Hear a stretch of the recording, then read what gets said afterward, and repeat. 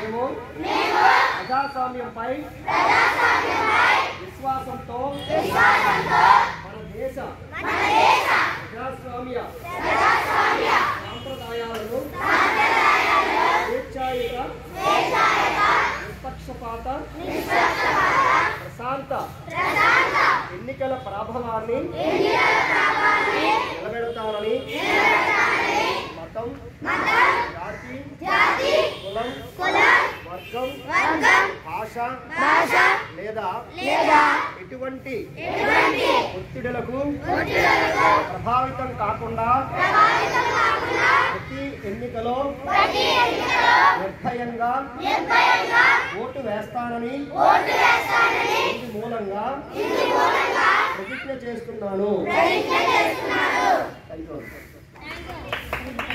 Thank you sir.